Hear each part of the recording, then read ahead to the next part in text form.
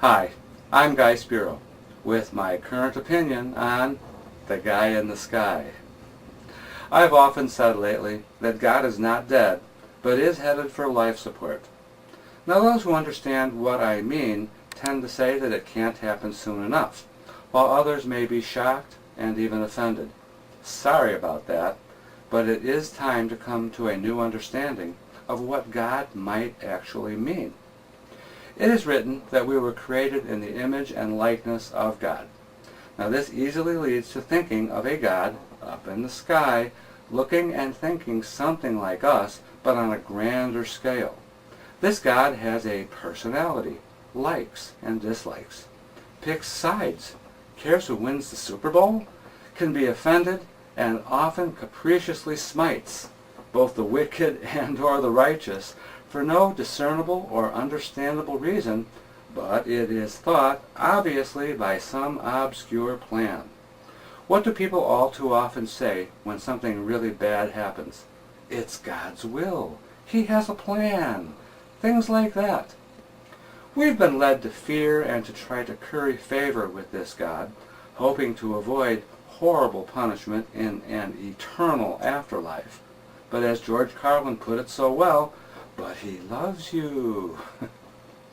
Now this version of God, the dominant God meme in our cultural stream, is damaging and regressive, and we need now to transcend it. The truth expressed in the image and likeness imagery might be more useful to think of like this. If God is understood to be the creative life force itself, that which all is made of, that is everywhere present and nowhere not present, then God can be seen as creation and the creation process itself.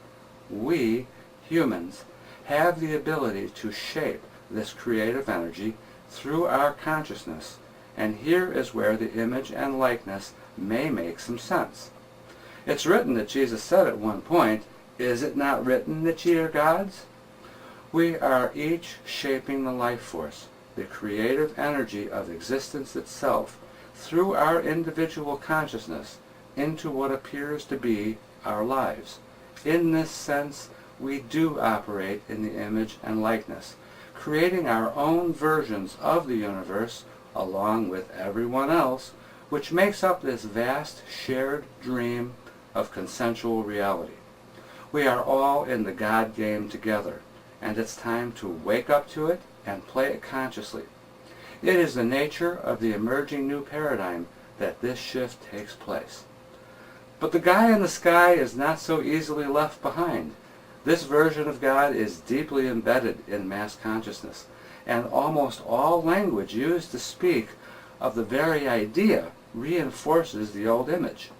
How often have you said something and jokingly glanced up in fear of retribution, scanning the sky for lightning? I know I have. And that is taking it in a lighter way. For those who really believe in the guy in the sky, this is very serious business. But here again is the central problem with all of this. We may be created in the image and likeness, but we have returned the favor by creating a God in the sky in the image and likeness of us. The guy in the sky shares all of our human failings, such as jealousy, anger, vengeance, and the like. How insulting to a guy in the sky if there really was one. There have always been those who have understood that what is referred to in the Bible as God, the Lord, and Father, is really simply the life force. Now it is time for the rest of us to know it too. Try this. Substitute life force every time you see the words God, Lord, or Father, and see how it changes your understanding, and further, how much more useful what you are reading can become. The spiritual technology hidden in plain sight in the teachings is now readily accessible to all.